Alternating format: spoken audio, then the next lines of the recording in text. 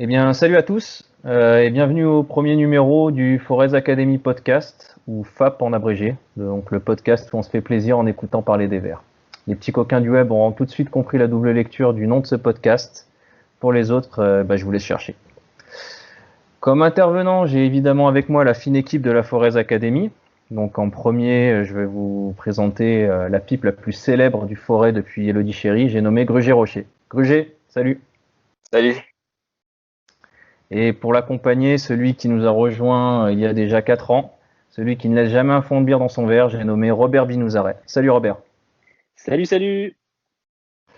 Écoutez, on est très content de vous retrouver pour ce format un petit peu inédit et original. C'est un test, on va dire. On ne sait pas trop où on va, mais on va essayer d'y aller et de faire ça bien. Donc on a prévu de vous faire un petit bilan de cette première partie de saison, la première qu'a vraiment démarré Claude Puel, puisqu'il était arrivé en cours de saison l'année dernière. C'est Caracara, c'est un petit peu à l'image de toute cette année 2020. Il y a beaucoup de choses à dire, donc on va essayer d'être relativement complet et exhaustif sans forcément rentrer dans tous les détails. Je pense que vous êtes quand même assez informé sur le sujet, mais on va essayer de vous apporter un petit éclairage et puis voilà, de vous donner quelques avis sur ce qu'on pense de toute cette situation. Écoutez les gars, je vous propose de démarrer sur la première partie de saison. On va commencer donc parler globalement du club et de ses performances, on va dire. Donc déjà ce qu'on peut dire, c'est qu'au niveau du classement, c'est pas aussi bien qu'on pouvait le penser. On savait qu'on était sur une saison de transition, mais que voilà, on galère un petit peu là. Donc les Verts sont 14e avec 18 points et à 6 points du barragiste Lorient. Donc je sais pas, Robert, qu'est-ce que ça t'inspire toi ce classement? Est-ce que tu étais inquiet? Bon, effectivement, c'est pas le classement qu'on pouvait espérer, même si moi ce que j'ai envie de mettre en relief quand même, c'est le classement de la saison passée où on termine 17e après un arrêt du championnat prématuré au mois de mars aux portes de la relégation.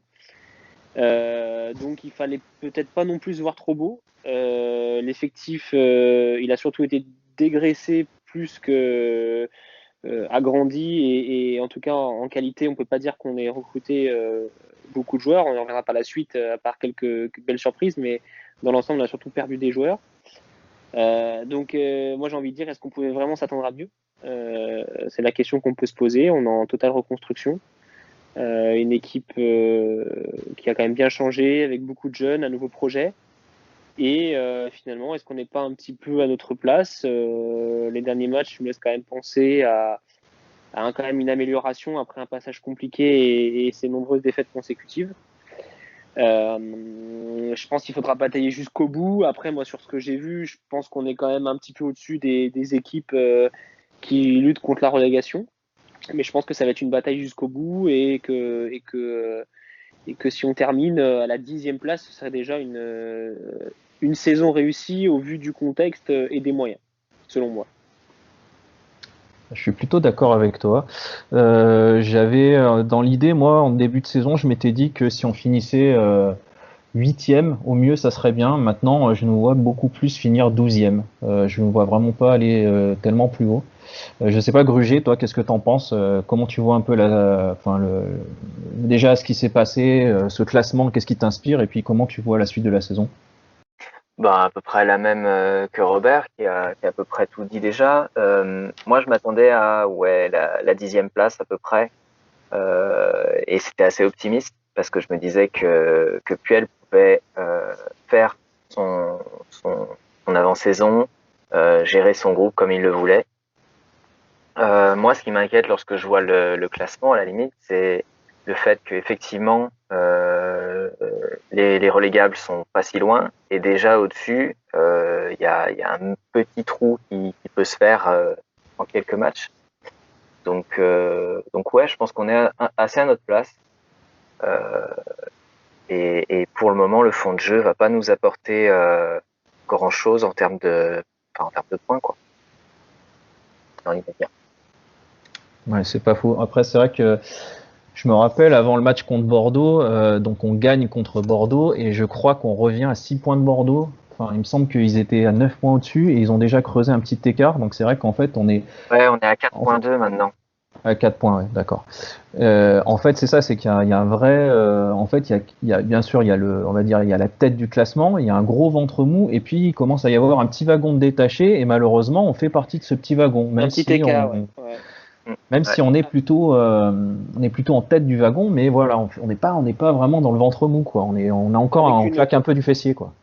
C'est ça, et avec une nuance aussi importante, c'est que là, on débriefe effectivement cette première partie de saison, mais cette année c'est particulier avec le Covid et le championnat qui a commencé plus tard, c'est qu'il reste en fait 2 journées à jouer en janvier sur Ouais. cette entre guillemets première partie de saison, la 18e et la 19e journée, et on doit notamment jouer Paris Tout à fait. et recevoir Reims. Donc c'est aussi à prendre en compte. Après sur les écarts au classement, pour ma part, enfin les écarts de points. C'est vrai que souvent on le voit, hein, une série de 2-3 victoires consécutives, on se replace tout de suite pas mal. Donc je pense que c'est encore un peu tôt pour prendre peur sur les écarts. Mais c'est vrai qu'on a encore là Paris qui se profile à la rentrée et les autres équipes, entre guillemets, voilà, ont joué Paris et pas nous. Ouais.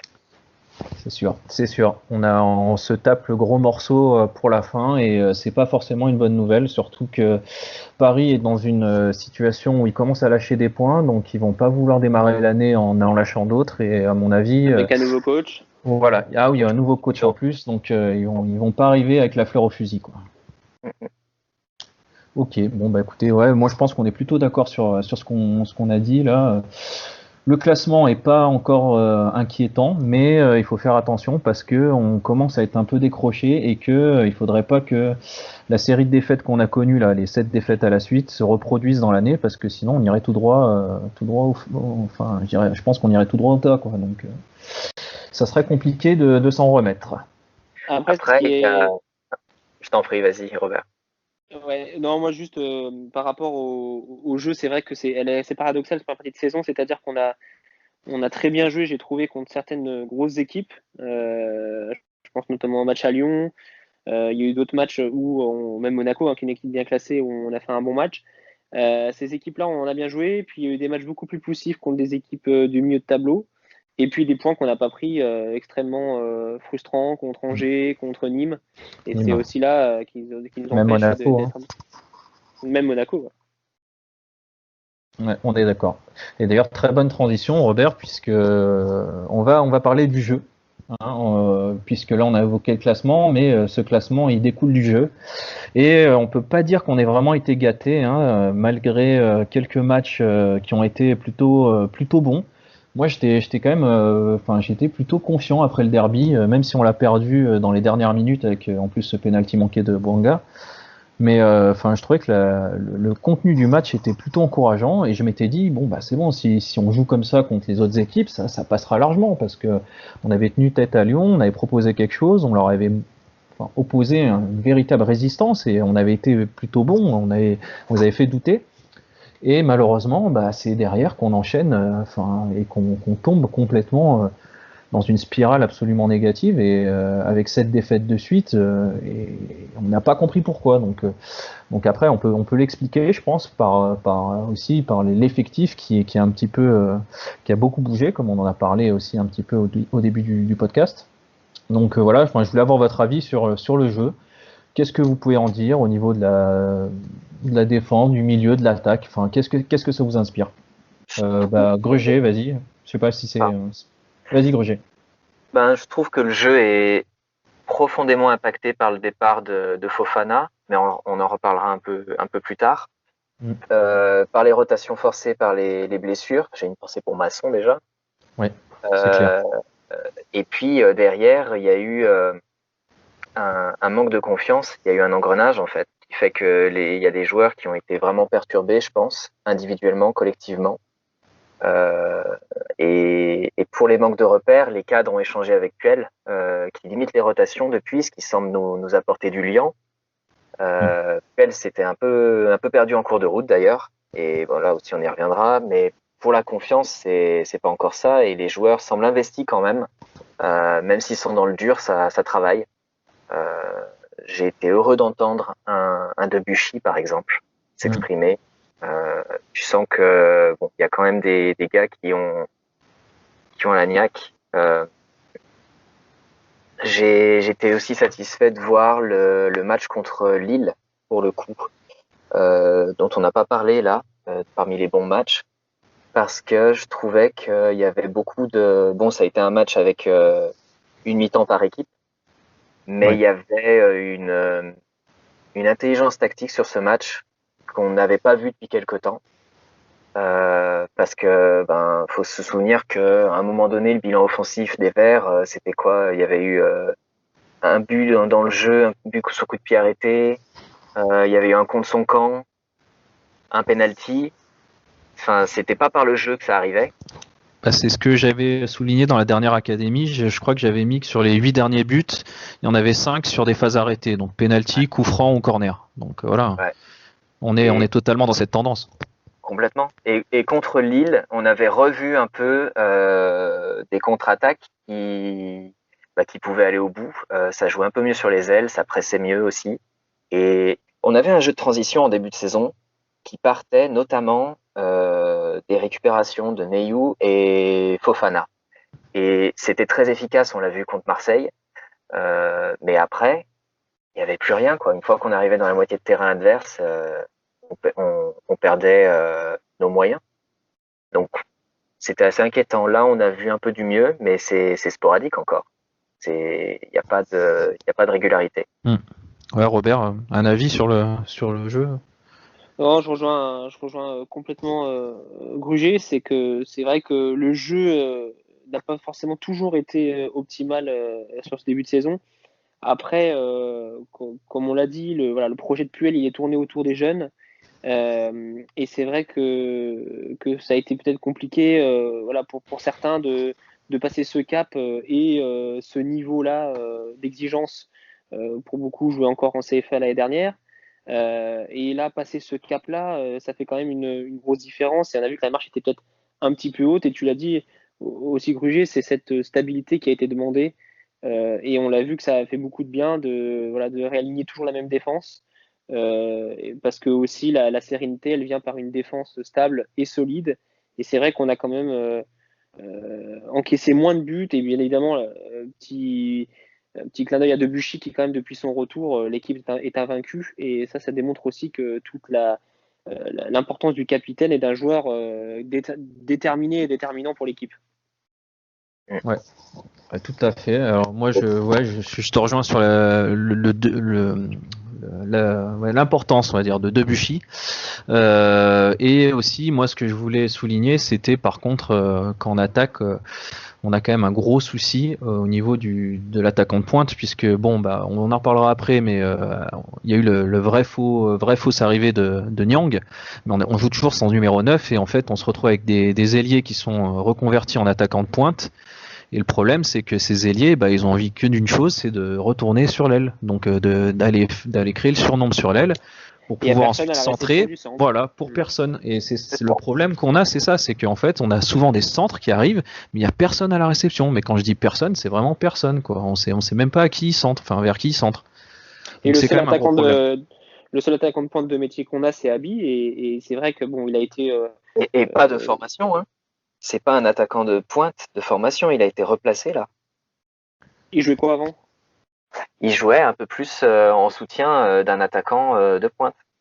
Ouais. En tout cas, il a le profil, c'est celui qui a le profil qui se rapproche le plus de son timbre, mais on sent qu'il est un peu léger. Il a été blessé quand même assez lourdement là par Sarr, découpé même par le Marseillais en début de saison, et ça lui a sans doute cassé son élan, mais on sent quand même que la marche est un peu haute peut-être pour lui, quoi, pour l'instant.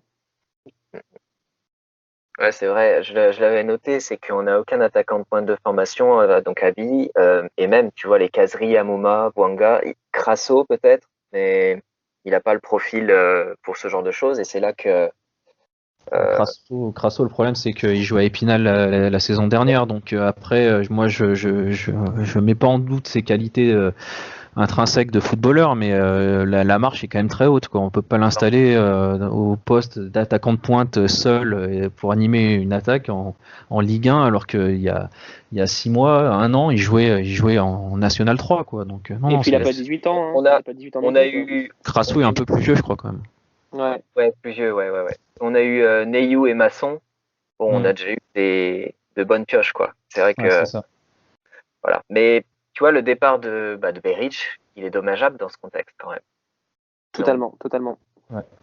Après, on peut aussi parler rapidement des compos de Puel, parce que bon, on sait que à chaque fois, ça s'énervait un petit peu sur les réseaux sociaux, dire que, on en a parlé nous aussi, en disant qu'il n'y avait pas de stabilité, et que du coup, le retour à une certaine stabilité au niveau des joueurs, mais aussi au niveau du système, a sans doute aidé tout cet effectif à mieux se trouver sur le terrain. Voilà, il a tenté beaucoup de choses. Donc en début de saison, il était en 3-5-2 quand il y avait Fofana.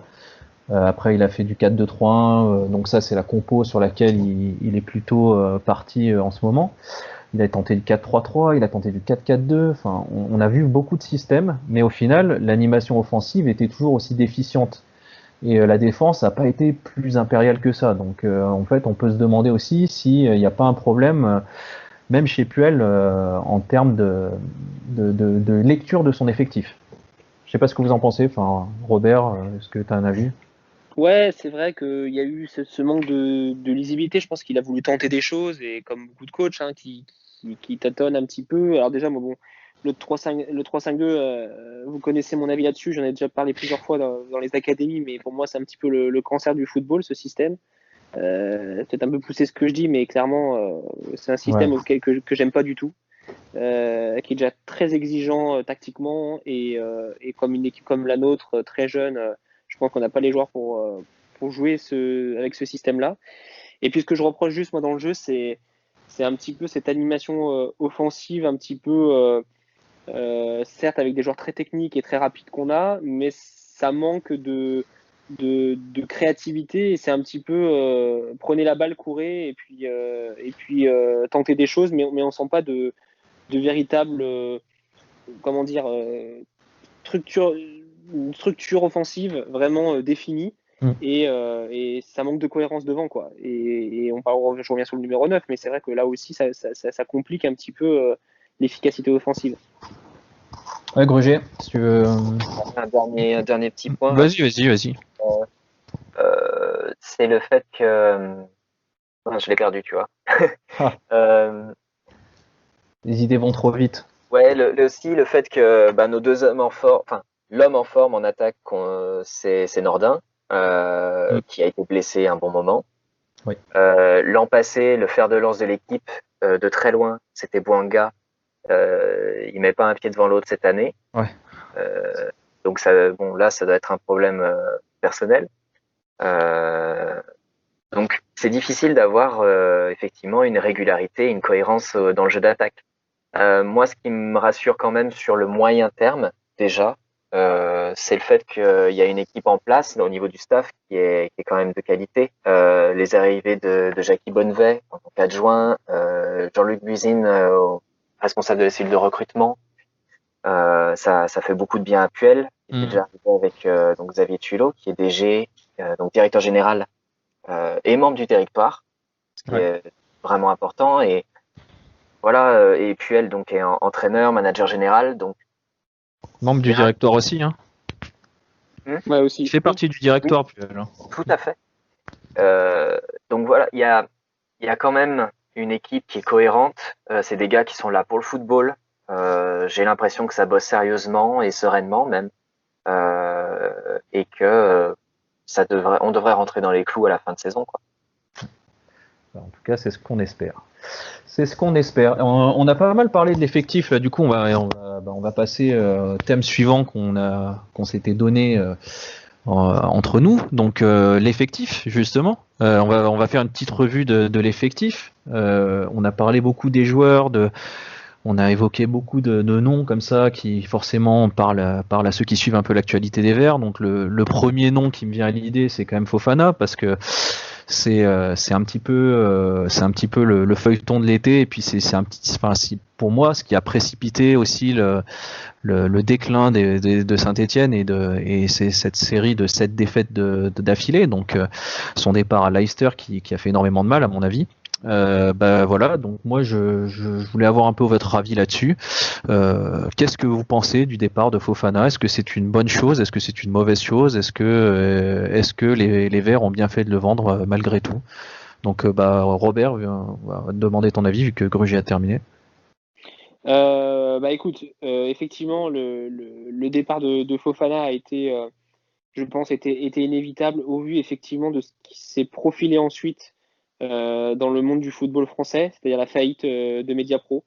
Je pense que les dirigeants, et là pour le coup, on critique souvent Romeyer, Cayazo, mais je crois que vu la conjoncture actuelle, déjà liée au Covid, avec les stades vides et les recettes de billetterie nulles, et la faillite de Mediapro, je crois qu'effectivement, on n'avait pas d'autre choix que de vendre Fofana.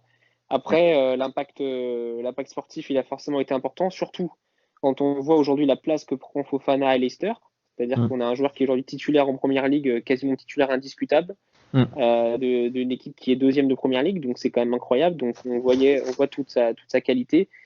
Et puis bon, le sujet pour enchaîner suivant, c'est quand même son remplacement par le grec Red Sauce. Il part, on le remplace, c'est la suite, c'est la vie d'un club. Mais comment on peut faire un choix aussi mauvais sur un joueur? Alors je parle pas de la qualité du joueur, hein, parce qu'on l'a tellement peu vu en fait que je sais même pas vraiment ce qu'il vaut. Mais comment on peut, ça c'est mon gros coup de gueule, quoi, c'est comment on peut aller recruter un joueur même en prêt avec aussi peu de garantie physique et on se rend compte qu'il a une pubalgie, une blessure qui est quand même assez longue à soigner, quoi.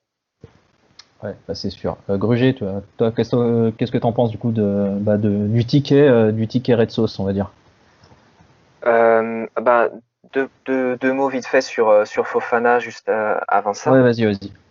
C'est que aussi on lui en a pas mal voulu, et puis j'ai vu des matchs de Leicester, notamment contre Manchester, et ça reste un peu en travers de la gorge quelque part. Mais à sa place, oui, il avait des garanties à Leicester. Il avait parce que bon, les Johnny Evans et autres, ils sont vieillissants. Il savait qu'il allait être titulaire, donc on peut comprendre le gamin. Mais voilà, il nous apportait non seulement une stabilité derrière, mais surtout beaucoup de dynamisme. Le mec, il est incroyable dans le jeu aérien. Je crois que dans les duels aériens, l'an passé, il avait l'une, si ce n'est la meilleure stat des 5 championnats européens, des 5 championnats dominants.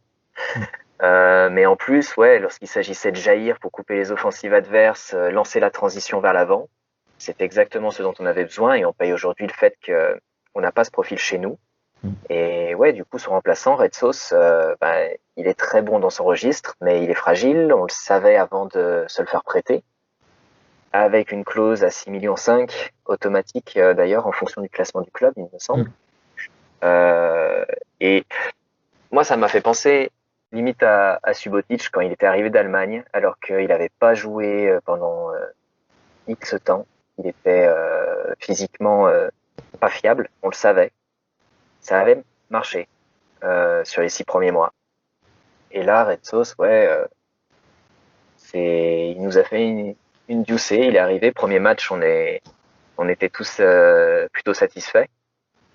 Mais derrière, mais c'est physiquement, parce que sinon le gars, il a l'air mentalement intéressant. Techniquement, c'était le cas sur ce qu'on a vu, sur ce qu'on a pu voir aussi de lui avant en Allemagne.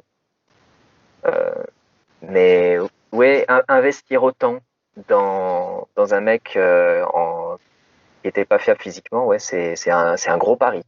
Et pour le coup, c'est pas payant, Après, le problème à Red Sauce, c'est que contrairement à Subotic, il est vraiment arrivé blessé. Subotic n'est pas arrivé blessé. On savait que physiquement, il avait eu des problèmes. Red Sauce, il a eu des problèmes. Il avait quasiment pas joué en 2 ans, et puis il est arrivé blessé en fait. Enfin, il a joué son premier match, mais il s'est pété tout de suite, donc il y avait un problème. C'est pas possible qu'il soit pas arrivé avec déjà un petit truc à la main. Enfin, à la main. Il avait une pubalgie, je crois, donc aux adducteurs, comme ça. Pas impossible qu'il ait joué blessé. Hein, Donc, Moi, je pense qu'il y a un vrai problème à ce niveau-là, mais ça ressemble au panic buy qu'on a eu l'habitude de faire. Sanogo, Lacroix, on s'en rappelle, qui ont été achetés dans les derniers instants du mercato et qui n'ont pas été des réussites non plus. Donc voilà, ça ressemble un petit peu à ça, quoi. Voilà, la fausse bonne idée, exactement.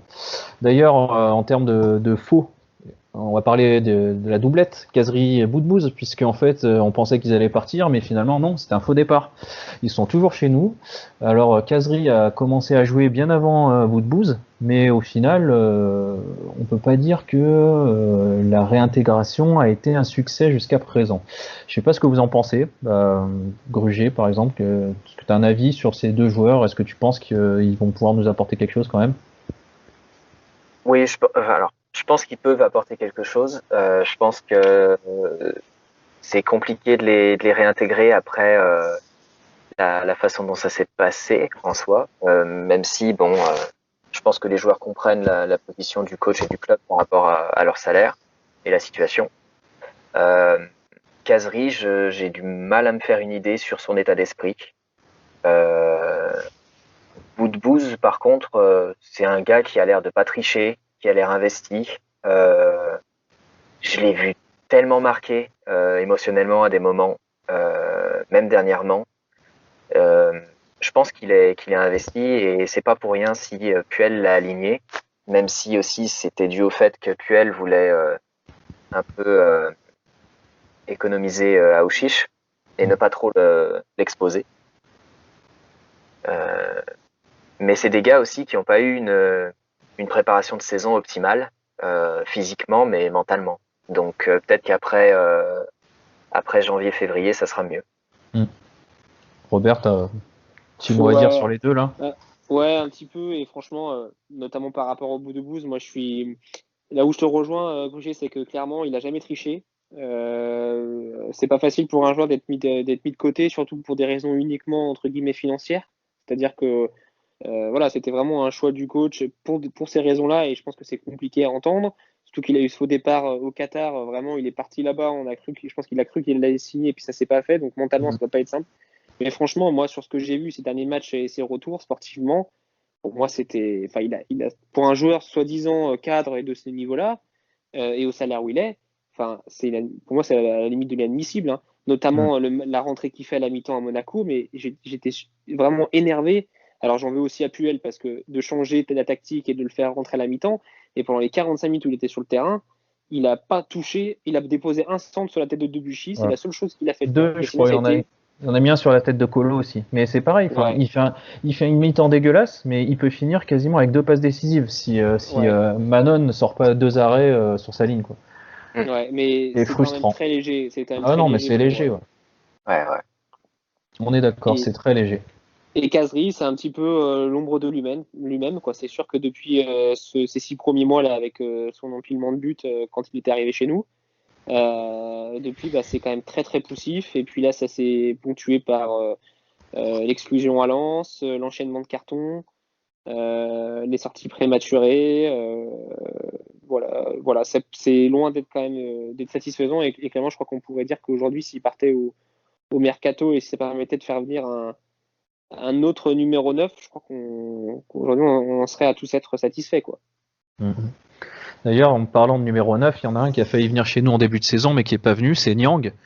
C'est quand même, quand on voit en plus le temps de jeu qu'il a à Rennes, on peut vraiment le regretter parce que, c'est tellement le désert chez nous que Niang, s'il était vraiment venu, il aurait été titulaire à tous les matchs. Absolument tous les matchs. Je vois pas qui aurait pu le mettre en concurrence. C'est certainement pas Cazerie, c'est certainement pas Amouma. Ils auraient été décalés sur les côtés ou Cazerie en 9,5 ou j'en sais rien. Abi, il aurait ciré le banc à mon avis. Et voilà quoi. C'est quand même. Et ça aurait peut-être mis moins de pression sur ses épaules à Abi. Et ça lui aurait peut-être permis justement de digérer un petit peu mieux ce passage en Ligue 1, quoi. Donc moi je regrette un peu que Niang soit pas venu. Je dis pas que c'est un sauveur et que tout aurait changé s'il avait été là, mais voilà. Je voulais avoir votre avis aussi sur. Est-ce que vous pensez que c'est un joueur comme Niang qu'il nous faut au mercato, sans dire forcément que ce soit lui, mais voilà. Est-ce que c'est pas un manque quand même de pas avoir fait Niang en début de saison? Gruget, est-ce que tu as un avis là-dessus? Je pense que c'est un manque, effectivement. Comme on dit, on n'a pas de joueur qui a vraiment ce profil dans l'effectif. Je pense que c'est un mec qui aurait pu tenir la chic devant. En plus, il a les capacités de prendre les espaces, de jouer en remise. Techniquement, il est vraiment très doué. Ça permettait aussi, parce que vu les essais de Puel, je me dis qu'il aurait pu le mettre en pointe, mais avec quelqu'un d'autre. Tu as mentionné Kazri, ça aurait pu être aussi donc Amouma, Wanga. Enfin, il y aurait pu avoir à un moment donné la mayonnaise qui prend devant avec un joueur comme ça. Mais c'est compliqué. C'était vraiment une opportunité à qualité égale, vu le contexte économique. C'est très difficile de faire un coup comme Niang. Et le pire, c'est que c'est des histoires qui sont même pas liées aux joueurs ou aux deux clubs, mais à des agents dont le joueur ne veut plus. Enfin, c'est le mauvais aspect du football. Après, moi je suis d'accord, mais ouais, voilà. Et puis les agents, c'est lui qui les a choisis. Voilà. À un moment, Alors, il a assumé ses mauvaises relations aussi. Ouais, et par rapport à Niang, alors effectivement, il y a la question du profil, ça je te rejoins complètement, c'est que c'était vraiment le profil qu'il nous faut. Ça change aussi des profils qu'on a eu par le passé, Berit, Söderlund, des joueurs athlétiques, bons de la tête. Là, c'est un autre registre, comme tu dis, capable de prendre la profondeur. Donc sur le type de joueur, là, je te rejoins complètement. Après, sur Niang en lui-même, là, l'histoire, elle est faite et du coup, on le saura jamais, mais bon, il y a la question de la mentalité du joueur qui est déjà un vrai sujet. Est-ce que ça aurait matché là, effectivement, est-ce qu'il avait vraiment envie de venir chez nous? Donc, quelles sont les raisons officielles pour lesquelles ça a capoté? Bon, on saura jamais, mais il aurait sans doute fait du bien dans l'équipe, mais sur un prêt comme ça d'un an sec, c'est aussi toujours le problème quoi, de l'investissement du joueur. Tout à fait. Ok, là on a fait un bon tour d'effectifs, mais moi je voulais aussi revenir sur on a eu pas mal de blessés. Donc on a eu Debuchy, Silva qui est toujours blessé, on sait pas vraiment ce qu'il a, on se demande si c'est pas une blessure mentale parce que on le voit jamais dans les groupes alors qu'il semble être revenu un moment, mais il a disparu aussi sec. Abik, on a dit donc qui a été blessé par Bounassar. Je pense que quand même le plus gros blessé. Ouais, Masson. Et oui, j'ai oublié Masson, mais c'est vrai que Masson, ça nous fait énormément de mal parce qu'il faisait un début de saison absolument magnifique. Mais on voit que en fait le grand blessé qui nous a manqué en début de saison, c'est Debuchy. Il a stabilisé la défense et là son retour coïncide avec on va dire le rebond des résultats. Donc je pense que Debuchy est pour moi le cadre de cette équipe au-delà de deux autres cadres, soi-disant, Kolo Djezak et Moulin, qui font une saison absolument dégueulasse pour moi. Donc voilà, je voulais avoir votre avis un petit peu sur ces trois joueurs-là qui sont censés être les cadres et qui sont pas du tout au même niveau. Donc Robert, vas-y, qu'est-ce que tu penses de ces trois? Bah écoute, déjà pour Silva, déjà un petit mot sur Silva. Ouais, vas-y. Ouais, non, c'est vrai que je suis un peu déçu pour ce joueur parce qu'il a quand même montré des choses intéressantes et notamment sur une partie de la saison avec Gasset où il avait été quand même titulaire avec aux côtés de Perrin et Subotic derrière et Debuchy et c'est vrai que c'est dommage et surtout aussi il faut le dire, pourtant Dieu sait que j'ai critiqué ce joueur, mais Troku qui est quand même bien revenu sur le mois de décembre, qui est agréablement surpris. Et je crois que du coup, ça a un petit peu enterré Silva. Et puis aussi, je pense, les envies des dirigeants de recruter, on en verra tout à l'heure, mais à ce poste-là, du coup, c'est vrai que Troku a apporté un peu plus de garantie. Donc ça, c'était par rapport à Silva. Et puis Debuchy, franchement, comme on l'a dit tout à l'heure, hein, c'est vraiment le taulier de l'équipe, le capitaine. On ne perd plus depuis qu'il est là, et je pense que c'est un exemple pour tous les jeunes de l'équipe de voir cette fougue. Alors oui, il est plutôt jeune, oui, il court, c'est compliqué sur la pointe de vitesse, mais il lâche jamais du début à la fin, et ça c'est vraiment un atout pour l'équipe. Ouais, Gruget, qu'est-ce que tu as quelque chose à dire sur Silva, Debuchy Tout a été dit là. Hein. Ouais. C'est vrai Ouais, que bah, la seule après, tu fois peux où j'ai enchaîner sur Colo et Moulin, hein, si tu as envie. Là, euh, il y a des choses à dire, hein. la seule fois où j'ai vu Debuchy se faire fumer, c'était sur le contrôle de Wang contre Ouais. Bordeaux. Sinon, bah, le mec, il est là, quoi. Et tu vois son expérience dans le positionnement par rapport aux joueurs adverses. Tu vois la différence avec les autres joueurs de notre défense. Et bah, Colo Gésiac, le mec, il a été en finale de l'Europa League. Mm. Et il assure pas chez nous. Autant sous l'an passé, sous printemps, je me disais que c'était dû à la prépa Ouais, à l'intersaison. parce qu'il est Bon, arrivé là, en on peut retard. Ouais. pas. Ouais, Ouais, il a surtout profité de la plage au Mexique plutôt Mm. que de se préparer, ouais. c'est ça aussi. Là où un Debuchy, bah, tu sais qu'il fait ses gammes à côté. Enfin, voilà, il y a des questions quand même sur son sérieux, sur sa prépa, mais même mentalement, je l'ai vu lâcher. Enfin, on l'a tous vu lâcher. De toute façon, les contacts dans la surface, à côté de Moukoudi, il fait vraiment pas le figure, quoi. Moi, j'aimerais bien avoir ton avis, Roland, sur Colo, parce que je sais que dans les ACAD, tu es particulièrement dur avec lui, à juste titre. Ouais, bah moi Colo en fait ça me scandalise un petit peu de le voir à ce niveau-là parce que c'est censé être un cadre, il est censé encadrer donc du coup un effectif qui est relativement jeune et en fait on se rend compte que le patron c'était Fofana et quand Fofana est parti, bah Colo Djesak n'a pas pu tenir la baraque à lui tout seul et en fait maintenant le patron de la défense bah c'est Moukoudi comme l'a dit Gruger quoi, il fait pas le figure, c'est un euphémisme même, hein.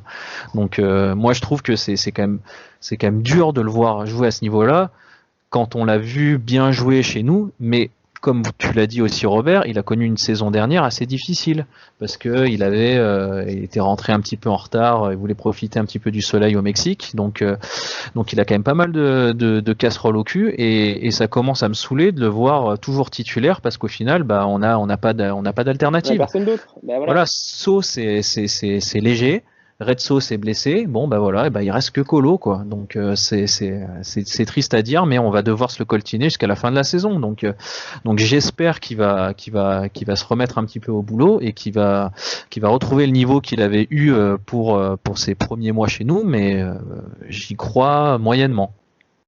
Moi, ça me fait penser au fait que bah, c'est 5 millions sur le budget des transferts qui, qui sont passés dans Colo, quoi. Ah, Euh, c'est clair. Tout et à fait. derrière, si on règle pas le dossier Red Sauce, ça sera 6,5 millions de nos nouveaux. Tout à fait. C'est compliqué. Compliqué, ouais. Et il y en a un autre pour qui c'est compliqué, c'est Moulin. Enfin, on peut en parler un petit peu parce que c'est quand même. Il y a eu l'affaire Ruffier, on n'en a pas spécialement parlé. C'est peut-être le moment d'ailleurs. Donc Ouais. qui a été mis à l'écart suite à divers incidents avec Claude Puel notamment. Et puis là, c'est en train de partir en juridique puisqu'il y a eu il a été carrément mis à pied et je crois que il y a une conciliation qui a échoué. Donc là, ça va vraiment finir au prud'homme ou au moins au tribunal, quoi. Donc Ruffier définitivement sur la touche et Moulin qui devait prendre la suite. Alors finale de Coupe de France, on était tous un petit peu bluffés par sa performance en se disant oh, bah c'est bon, en fait il est prêt, il va nous faire une super saison et puis on n'aura pas à s'inquiéter. Et puis on a vite déchanté quoi. Donc je sais pas ce que vous en pensez au niveau de ses performances, mais voilà. Si vous avez un Alors, avis à me donner, vas-y Robert. ouais, par rapport à Moulin, moi, ce que je voudrais dire, c'est qu'effectivement, bon, globalement, on se rend compte que, au-delà du fait que le garçon est très attachant, mais il n'est pas au niveau de la Ligue 1. Ça, je crois qu'on en a tous fait le constat. Après, par rapport à Ruffier, c'est vrai que les supporters stéphanois sont très divisés, hein. On l'a vu sur les réseaux sociaux, c'est très compliqué. Il y a les pro-Ruffier, il y a les pro-Moulin. Et ce que je voudrais dire, c'est aussi à ceux qui nous écoutent, c'est que on peut être, on peut, on peut être pro Moulin sans être anti-Ruffier et inversement. Mm. C'est-à-dire, on se réjouit pas des contre-performances de Moulin. Moi perso, ça me désole plus qu'autre chose. Mais par contre, c'est pas pour autant que je suis un pro Ouais. Ruffier et que je cautionne tout ce qu'il a pu, toutes les sorties qu'il a pu faire, et notamment celle de ses avocats. Donc, donc voilà, c'est vrai qu'aujourd'hui, le constat il est là, c'est qu'on a un gardien qui est pas au niveau de la Ligue 1. Il l'a dit lui-même dans une interview récente, hein, je crois qu'il est là pour faire une transition et il en a pleinement conscience. Je pense que c'est un garçon suffisamment intelligent. Ouais. Mais c'est vrai que son jeu au pied est catastrophique, que dans les airs, les sorties aériennes, moi ça me font peur à chaque sortie. Voilà. Mais bon, je pense qu'il était aussi temps de tourner la page Ruffier. Et voilà, comme je l'ai dit, c'est la transition et malheureusement, il va falloir faire avec Moulin jusqu'à la fin de la saison. Tout à fait. Gruget, si tu as un petit commentaire à faire sur la doublette Moulin-Ruffier du coup? Moulin, c'est un gars qui est sérieux, qui est investi, qui aime le club. Donc, il fait de son mieux, j'ai pas envie de lui tirer à boulet rouge dessus. S'il a pas le niveau, bon, de toute façon, il peut bosser autant qu'il veut, il peut pas grand chose là-dessus. Effectivement, à voir ce qu'on peut faire l'été prochain, si jamais c'est le moment de faire jouer Gilles, si c'est le moment de faire appel, on avait parlé de Prior cet été, à voir. En tout cas, oui, jusqu'à la fin de saison, c'est Moulin. Là, c'est peut-être un peu la faute, une des faiblesses de Puel, qui peut parfois être absolument intransigeant, mais même un peu, je pense, cassant pour certains caractères. Mais la faute, elle est sur Ruffier, clairement, parce que le joueur n'a montré aucune humilité, que ce soit sportivement, par rapport au staff, par rapport à Moulin. Il lui suffisait de souffler pour ce match contre Reims, il me semble. Et il serait revenu après. C'est un sport collectif, il y a une éthique à avoir. Et il a montré qu'il était individualiste. Et il y a aussi le respect par rapport au club. Robert l'a dit, après les déclarations de son agent, Ruffier, il se retrouve dans une position assez simple. Soit il se range du côté de son agent, il le place en porte-à-faux par rapport à la SSE, son employeur, soit il tempère et il désolidarise de son agent. Et franchement, vu la virulence des propos tenus, parce que c'était pas n'importe quoi, c'était pas compliqué niveau communication. Alors, certes, Ruffier, c'est pas un communicant dans l'âme, et encore, parce qu'on l'a vu tout sourire aux entraînements en début d'année, c'était pour les caméras autour, beaucoup. Mais sinon, j'ai rien vu, rien entendu qui pourrait indiquer un geste de sa part en la direction du club ou du coach. Je sais pas vous, si vous avez entendu quelque chose, mais... Non. Moi, ce qui m'a surtout choqué sur l'affaire Ruffier, c'est comme tu l'as dit clairement, c'est ce peu d'humilité. Un joueur qui a, je crois, pris le melon complètement. Et aujourd'hui, quand on a un joueur qui refuse de s'entraîner, ou en tout cas qui dit de toute façon, je serai titulaire le week-end prochain, donc si je fais un seul entraînement dans la semaine au lieu de 5 ou 6, quelle image ça renvoie pour les autres qui s'entraînent, pour les jeunes gardiens. Et voilà, je pense qu'il était temps de tourner la page. Malheureusement, ça ne se termine pas de la meilleure des manières, surtout avec tout ce que Ruffier a apporté. Il faut aussi reconnaître et lui rendre ce qu'il nous a apporté. Mais voilà, aujourd'hui, tournons la page. Moulin fait la transition. Et puis voilà. Et puis on peut-être Bajic pour la saison prochaine. C'est ce qu'on espère en tout cas. Ça serait bien d'avoir un gardien formé chez nous qui puisse exploser un peu sous le maillot, parce que ça fait longtemps qu'on n'a pas vu ça. Enfin, on a vu Jérémy Janot, mais voilà, on a aussi loupé Grégory Coupé, quoi. On ne dira pas où il est parti. Très bien, mais sinon quand même au niveau des recrues, il y a quand même une bonne nouvelle, c'était la trouvaille, le Yvan Neyou. Alors moi je dois vous avouer que quand j'ai appris que Yvan Neyou avait été repéré grâce au gendre de Claude Puel qui était son agent, j'ai eu très peur. Je me suis dit que ça sentait le transfert un petit peu banane, quoi, pour faire plaisir à Claude. Et puis après je me suis dit bon, de toute façon c'est un prêt avec option d'achat, il vient de la réserve de Braga, il doit pas coûter très cher non plus, donc au final le risque est finalement assez faible. Et au final, c'est quand même une très bonne surprise. Il y en a beaucoup qui le placent parmi les meilleurs joueurs de cette saison, et je suis plutôt d'accord avec eux. Après, j'entends aussi certains dire que Neyou, ok, il est bon, mais c'est pas non plus une superstar. Et s'il est bon, c'est parce que ceux qui sont à côté sont mauvais. Donc voilà. Enfin, moi, je voulais avoir votre avis un peu sur ce profil-là, sur Yvan Neyou, qu'est-ce que, à votre avis, est-ce que c'est vraiment un crack ou alors est-ce que c'est plutôt un mec qui joue à côté de joueurs qui sont vraiment moins bons et qui lui permettent de se mettre en valeur? Vas-y Robert, vas-y, si t'as la parole. Non, je pense que c'est une très bonne recrue. Il fallait vraiment aller le trouver. Alors après, est-ce que c'est le genre de recrutement qui arrive une fois tous les 30 ou 40 joueurs? Je sais pas si ça sera ce coup-là, ce coup de poker-là à chaque fois. Très bon joueur techniquement. Là, dès son premier match, sa mi-temps, sa deuxième mi-temps là contre le PSG en finale de Coupe de France avait vraiment été déjà un bon signe. Moi, seul petit bémol que j'ai, c'est que j'ai l'impression qu'il est un peu parfois dans le confort et dans le. Il se donne pas totalement. On le voit beaucoup sur les gros matchs contre les grosses équipes. Et puis, sur certains autres matchs, il a tendance Mm. à être un petit peu dans le confort au milieu de terrain. C'est un peu ce que je lui reproche, mais c'est vrai que c'est quand même un sacré joueur, hein. Roger. Ouais, sacré joueur qui sent le foot vraiment. C'était dès sa rentrée contre le PSG, tu le vois tenir le ballon. Si il perdait pas le ballon, il faisait en sorte qu'on fasse faute sur lui. Tout de suite, il levait la tête. Niveau transmission, c'était. Enfin, de toute façon, on l'a vu pendant tout ce début de saison. Il est Mm. excellent là-dedans.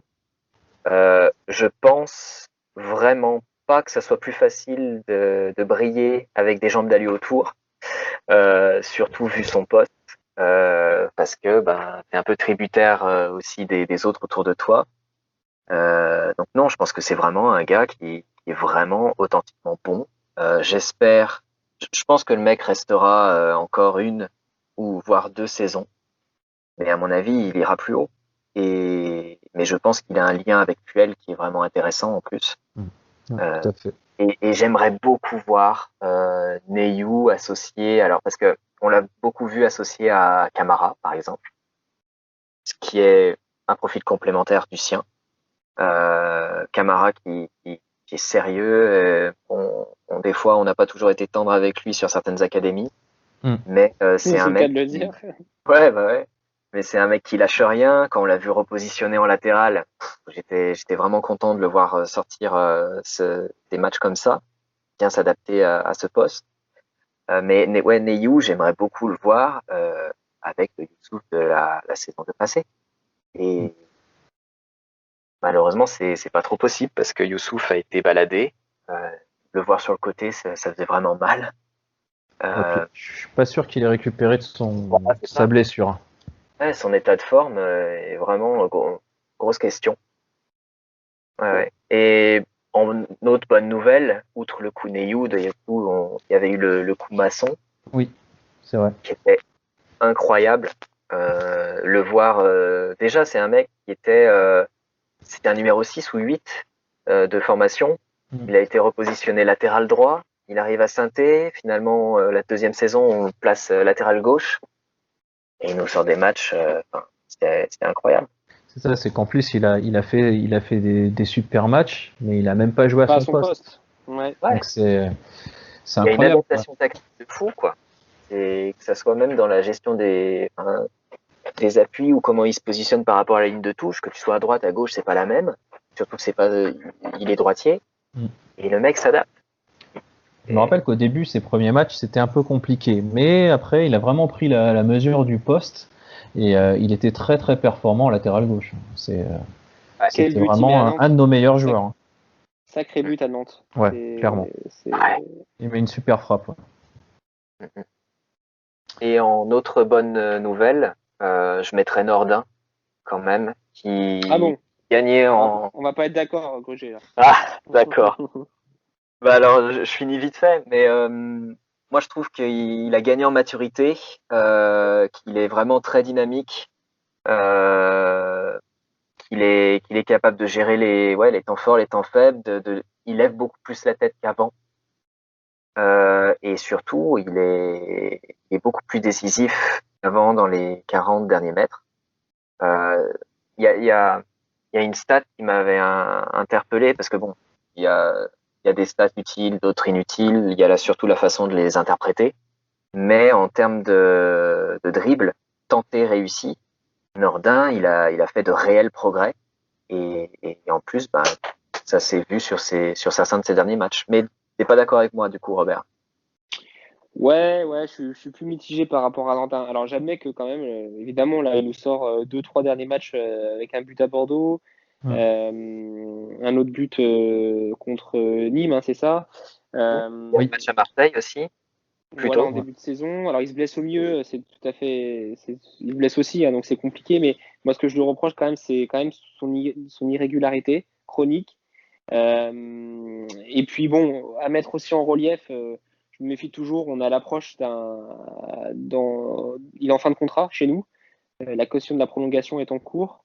Il faut être aussi vigilant sur les conditions de cette prolongation. Il y a aussi l'exposition du joueur. Est-ce que c'est pas aussi voilà, je me méfie toujours un petit peu de ces périodes-là. Moi, c'est jamais un joueur qui m'a ébloui. Et il a quand même déjà pas mal de saisons de Ligue 1. Il reste jeune, mais il a quand même déjà pas mal de bouteilles, entre guillemets. C'est pas un jeune. Et il m'a pas non plus transcendé dans ses matchs. Oui, là, ces derniers temps, c'était un peu mieux. Mais sur le long terme, je suis dubitatif là, sur les 6 prochains mois qui arrivent. J'espère qu'il me fera mentir. Après, le souci, c'est que là, Nordin est en fin de contrat, Amouma est en fin de contrat, Kazri, on essaye de s'en débarrasser. Bon, il reste Bouanga, mais après, les ailes vont vite être dépeuplées. Donc, le souci, c'est que si tu signes pas des joueurs de complément, entre guillemets, c'est un peu méchant de dire que Nordin est un joueur de complément, mais si tu signes pas des joueurs du profil de Nordin pour compléter ton effectif, bah, tu vas vite te retrouver à poil, en fait. Donc, c'est quelqu'un qui est chez nous, qui a été formé chez nous. Je dis pas qu'il faut le prolonger à tout prix et à n'importe quelle condition. Maintenant, faut voir ce qu'il demande lui aussi, quoi. Si le gars se voit déjà comme Cristiano, bon bah c'est sûr qu'il faut le laisser partir. Mais après, moi j'ai toujours un petit peu en travers de la gorge l'épisode Bamba qui est parti libre, alors que lui il cartonnait tout. Enfin moi quand je le voyais jouer, à chaque fois je le trouvais bon.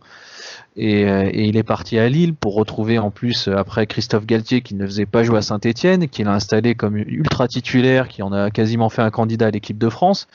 Enfin moi je suis vraiment dégoûté de le voir jouer là-bas alors qu'il aurait pu jouer chez nous, quoi. Mais donc je dis pas que Nordin a le même potentiel que Bamba. Maintenant je me dis juste qu'il faut éviter de se faire avoir sur ce genre de prolongation qu'on rate pour des conneries, quoi, en fait. Je pense qu'il vaut mieux investir sur Nordin qu'on a déjà formé chez nous plutôt que d'aller à chercher des joueurs gratuits qui vont demander une prime à la signature et un salaire plus élevé pour finalement pas être plus efficace que lui, quoi. Non, ça c'est clair. Le gars connaît le club, il connaît Puel.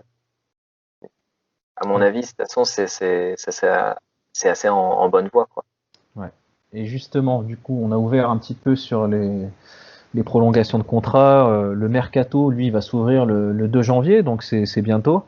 On a vu déjà quelques rumeurs fleurir là d'ici ici ou là. On a notamment entendu parler d'un attaquant égyptien, Mustafa Mohamed. Il y a aussi une rumeur, alors le nom c'est Sami Maee, je sais pas comment on prononce, M-M-A-E-E. Donc ça c'était une rumeur qui était déjà apparue au moment de la signature de Red Sauce et finalement ça s'était pas fait. C'est un international marocain, je crois, qui joue aux Pays-Bas. On parle aussi d'Edgarié, donc un Portugais, donc qui jouait à Lille il y a 2 ans. Bon, voilà, il y a quelques rumeurs qui commencent à fleurir ici ou là. On sait que ça va être une période pendant laquelle on va voir des noms un petit peu plus ou moins exotiques qui vont venir nous chatouiller les oreilles. Maintenant, je pense qu'on a quand même besoin il y a des manques, hein, on les a identifiés, hein, on a parlé de l'attaque, on a parlé de la défense. Voilà, donc je pense qu'il y a quand même peut-être, s'il y a des bons coups à faire pendant ce mercato, il faudra pas les louper. Voilà, je voulais savoir en fait quel est votre avis sur le mercato, les noms qui sont sortis, qu'est-ce que ça vous évoque, et puis qu'est-ce que vous aimeriez en fait avoir comme recrue, quoi, pour ce mercato. Bah Gruger, si tu vas commencer, toi, du coup. Bah déjà, tu évoquais donc Mustafa Mohamed. Bon, déjà c'est un joueur qui devra s'adapter s'il vient. Hein. Qui devrait s'adapter à un nouveau championnat, nouvel environnement, nouveau climat, nouvelle langue. Ça peut être compliqué. Ensuite, c'est un mec qui n'est pas encore inscrit dans la durée. Hein. Il a passé donc là 1 an aux Amalek. Sinon, il était prêté 3 fois pour s'aguerrir. Ça a l'air d'être un pur buteur. Du coup, j'ai regardé certains bouts de match. mais il n'y a pas grand-chose. Mais un gars avec les deux pieds qui recherche vraiment le but tout le temps. Maintenant, il y a des questions quand même sur la mentalité du mec, parce que déjà dans son style de jeu, il presse pas beaucoup, il attend beaucoup le ballon. Bon, après, quand t'es un pur neuf, ok. Mais il part au bras de fer avec son club. Donc s'il vient chez nous et que plus tard il y a des gars qui le veulent, ben qu'est-ce qui nous dit qu'il va pas faire la même avec nous? Puis de toute façon, voilà, il y a Galatasaray, le Fener ou Braga qui sont aussi peut-être sur le dossier. C'est que des rumeurs, quoi. Et tu parlais donc de Samir. Alors moi je sais pas comment on le prononce non plus. Ouais, Maé. c'est compliqué. Ouais. Je regarderai ça d'ailleurs, comment ça se prononce. Mais ouais, c'est un Belge international marocain. Je m'autorise pas à avoir une opinion sur ce joueur. Je ne sais absolument rien sur lui. Voilà. Bah, c'est un peu le problème qu'on a à chaque fois, c'est qu'on nous sort des noms et puis au final c'est enfin, mis à part Edgarié, mais qui a joué à Lille, mais moi personnellement j'ai aucun souvenir de Edgarié à Lille, donc c'est compliqué à chaque fois. Alors les mecs ils vont faire les pros de Football Manager, nous dire ah il est vachement bon, il est ci, il est ça, mais enfin en fait personne les a vus jouer, donc en fait, on sait pas quoi en penser de ces joueurs. Après, moi je dis pas que c'est une mauvaise idée, parce que à un moment, je me rappelle avoir fait la remarque, notamment quand on avait parlé de la venue d'Anthony Mounier.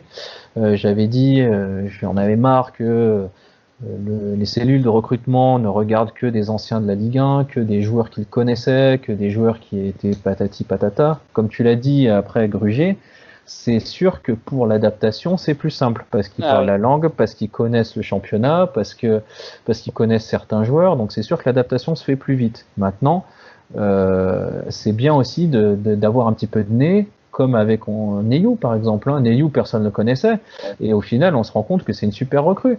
Masson, enfin, il fallait aller le trouver celui-là. Enfin, c'était quand même à Dunkerque, quoi. Donc là aussi, les mecs ont bossé. Donc ça fait plaisir d'avoir des profils comme ça qui sont un petit peu, qui sont passés sous les radars et qui explosent chez nous. Mais voilà, enfin, je dis pas que ça sera des mauvaises recrues. Maintenant, on peut rien en dire en fait. C'est ça le truc, c'est que moi, j'ai du mal à évaluer leur niveau de jeu et je sais pas trop quoi en penser. Donc je sais pas, Robert, toi, est-ce que tu as un avis? Est-ce que tu connais Edgarié, puisque tu m'as l'air d'être un spécialiste du football lillois? le petit tacle en règle. Non, écoute, pas particulièrement du football lillois. Non, pour être honnête, je ne connais pas ce joueur. Et effectivement, tu l'as très bien dit, je crois que Puel et Buzyn ont quand même emmagasiné côté supporter un petit peu de confiance avec des coups réussis comme Neyou ou Masson. Donc on a envie de leur faire confiance sur les prochains coups. Alors après, comme je disais tout à l'heure, c'est est-ce que ça fonctionne à chaque fois? Je pense pas. Donc il y a bien un moment où il y aura des erreurs de casting. Mais les erreurs de casting, il faut pas qu'elles arrivent là à ce mercato-là, parce que le 9, le besoin il est criant et on a besoin d'un buteur qui marque vite. Donc un joueur effectivement qui peut-être qui connaît déjà la Ligue 1 ou qui connaît en tout cas un grand championnat. Et du coup, est-ce que le profil de cet attaquant égyptien est vraiment le meilleur pour venir en plein hiver dans le Forez? J'ai un petit doute. Est-ce qu'il n'y aura pas un joueur C'est vrai que l'hiver dans le Forez, c'est un peu compliqué. C'est vrai que ça va lui faire un changement là. C'est ça. Et puis du coup, est-ce qu'ils vont peut-être nous sortir un joueur en prêt ou un joueur qui aura dans notre club cassé son contrat? Alors j'ai envie de rêver. On parlait de Slimani. Bon, parce que j'y crois pas trop pour des questions salariales évidemment. Mais bon, il y aura peut-être une autre bonne surprise avec un joueur qui aura rompu son contrat et qui sera libre et qui pourra venir signer chez nous 6 mois. Voilà, ce sera peut-être la solution aussi. Ouais, c'est sûr. On va voir. De toute façon, le mercato n'est pas encore ouvert. Il ouvre que le 2 janvier. Ça dure un mois, je crois. Ça s'arrête au 31, il me semble. Donc on aura le temps de voir fleurir un petit peu tout et n'importe quoi, à mon avis. On n'est pas au bout de nos surprises. Comme vous dites tous les deux, je pense qu'il faut vraiment que Puel et sa cellule de recrutement identifient bien les profils et se fassent pas bananer par des agents ou par n'importe qui les aurait conseillés. Ils sont suffisamment intelligents pour ça. Enfin, j'ai vraiment totale confiance en eux sur ces sujets par rapport à la valeur des hommes qu'ils vont vouloir recruter. Et puis on verra bien, quoi. Donc voilà. moi, je pense que, bah, écoutez, on a fait le tour, à mon avis, de tout ce qu'on voulait se dire.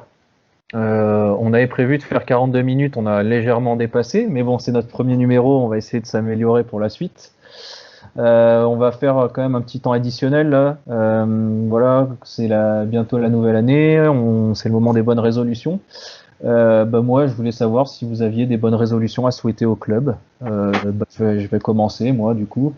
Bah moi, je vais souhaiter déjà une bonne santé à la SS, hein, de finir l'année, la saison en Ligue 1. Parce que on vivrait très mal une nouvelle descente en Ligue 2, je pense, enfin, tous les supporters stéphanois, tous autant qu'ils sont. Et je souhaite aussi à Denis Bouanga, hein, de nettoyer les lucarnes, hein, plutôt que son maillot après un penalty, qui en plus ne donne même pas la victoire. Donc Denis, si tu m'écoutes, je t'aime beaucoup, mais remets-toi un petit peu au boulot et essaye de viser plus juste dans les cages que dans les célébrations face caméra.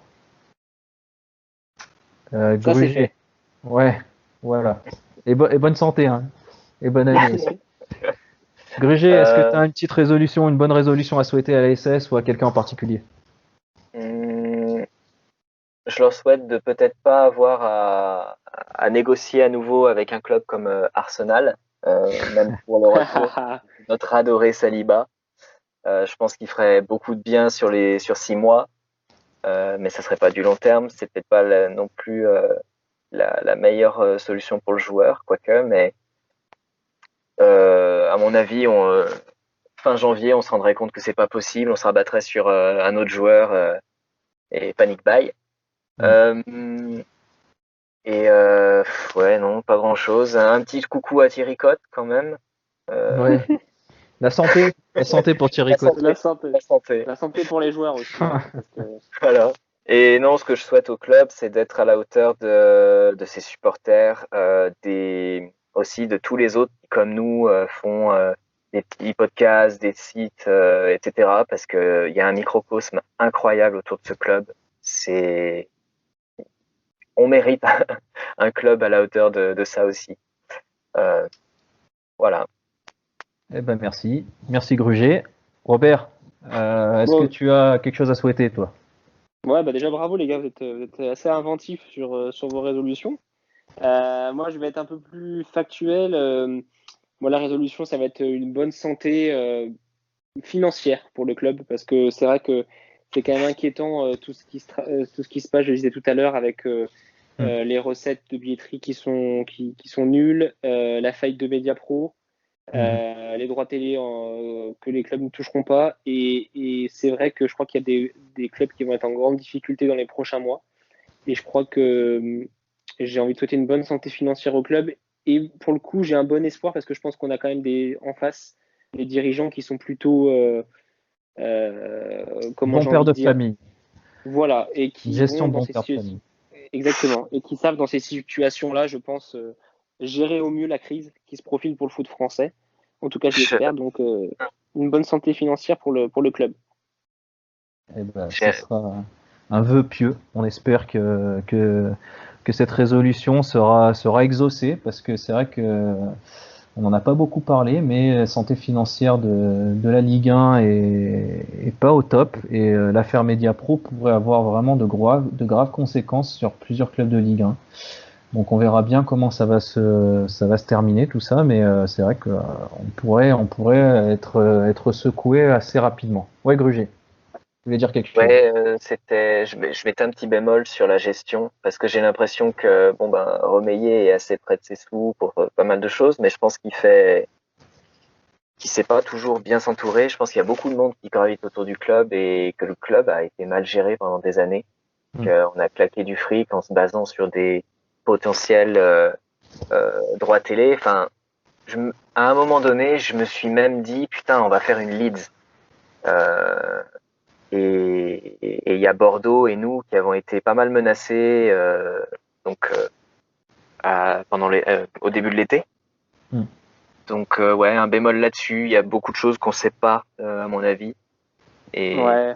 voilà, Alors là où je un nuance quand peu même, peur. c'est que Et tu c'est un peu. vois,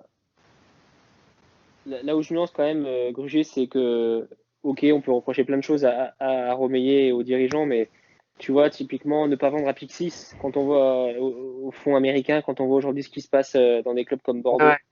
la situation, voilà, c'est pas toujours effectivement la gestion dont on rêverait, il n'y a pas les millions qui coulent, mais quand on voit les situations de Bordeaux, de Nantes, de ces clubs-là, je crois qu'au final, on va se satisfaire quand même de cette gestion-là. Et c'est vrai qu'on est en restriction, qu'on demande aux clubs beaucoup d'économies, qu'on peut plus être dans la. On n'en a pas parlé, hein, évidemment, sinon on refait le débat pendant 1 heure, mais de la politique, effectivement, de dépenses qu'on a eues sur des joueurs pendant la période Gasset, dont aujourd'hui, finalement, on paye les pots cassés. Et ouais, je pense que la gestion est peut-être quand même pas si mal. Écoutez, ça sera le mot de la fin. Je pense qu'on va s'arrêter là. On a fait le tour de ce qu'on voulait se dire. Écoutez, merci à tous ceux qui nous ont écoutés pour ce premier numéro du FAP. On espère que ça vous a plu et que ça nous poussera donc à en faire un autre. Prochain rendez-vous pour les Verts, on en a parlé, ça sera le 6 janvier face à Paris. Une sacrée galette des rois, donc avec plusieurs fèves sur lesquelles on risque de se casser les dents. D'ici là, on va vous souhaiter la santé, bonne fête de fin d'année. Portez-vous bien, faites attention à vous et à vos proches, et puis à bientôt. Merci à vous les gars. Merci, à très bientôt. Robert Mélich, il va marquer, on va gagner.